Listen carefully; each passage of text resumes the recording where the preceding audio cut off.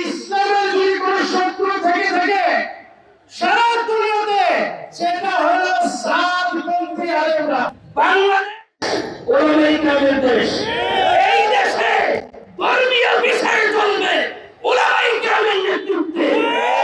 কোনো গুন্ডা, কোনো ডাক্তার, কোনো ইঞ্জিনিয়ার ওদের কথায় এই দেশের ধর্মীয় কোনো কাজ তুলতে পারে না, চলতে দেওয়া হবে না, হবে না, হবে না। আল্লামা মামুনুল হক সাহেবের নেতৃত্বে আমাদের যত ওলামায়ে কেরাম আছে তাদের নেতৃত্বে আমাদের দাওয়াত তাবলীগ যেমন চলবে, চলে আসে, চলছে, চলবে ইনশাআল্লাহ। ইজতেমা একটাই হবে এবং হযরত ওলামায়ে কেরামের নেতৃত্বে যে ইজতেমা সেই ইজতেমায় মতো হবে, অন্য কোনো কাউকে ইজতেমা করতে দেওয়া যাবে না। আমাদের ভাইদের মুসলিমদের মাদ্রাসা কোচিং কাটা বাচ্চাদের রক্ত ঝরাইছে যে মানে ওদের কোনো ঠাঁই দেওয়া হবে না।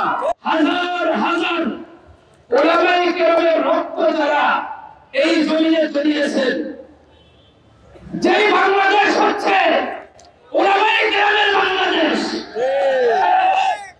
হাজার হাজার গুন্ডা বাহিনী পার করে ওলামায়ে কেরাম সহ ছোট্ট ছোট্ট হাজার কোরআনে রক্ত ঝরিয়েছে। এশিয়া, ইউরোপ, আফ্রিকা, পৃথিবী বিশ্বের মধ্যে ইসলামের সহি দাওয়াত পৌঁছে দিয়েছে, এখনো খেদমত করছে।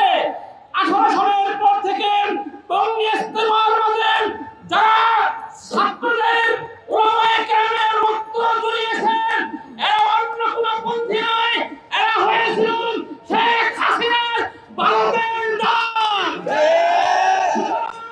কোন ভারতের দল আবার নতুন করে শেখ হাসিনা যাওয়ার পরে ইজতেমার নামে, সাতপন্থীদের নামে বাংলাদেশে কোন ইজতেমা করতে দেওয়া হবে না ইনশাআল্লাহ।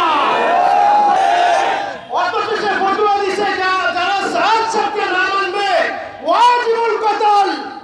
আমি বলতে চাই তুমি ওয়াজিবুল কতল ফতোয়া দেওয়ার কে? সংগ্রামী সাথী বন্ধুগণ, ভালোভাবে কথা বুঝলেন, ইসলামের যদি কোনো শত্রু থেকে থাকে সারা দুনিয়াতে সেটা হলো সাতপন্থী আলেমরা। নামীয় আলেম, তারা সঠিকভাবে সনদপ্রাপ্ত কোনো আলেম নয়। মাওলানা সাহেব সাহেবকে যদি কেউ আমিন না বলে সে জাহান্নামে যাবে। কোথায় যাবে? তাহলে সারা দুনিয়ার মানুষ মাওলানা সাহেবকে কেউ আমিন মানবে? সারা দুনিয়ার মানুষ কি মাওলানা সাহেবকে আমিন হিসেবে মানবে? তাহলে এই কথা ভালোভাবে বুঝে নেওয়া দরকার।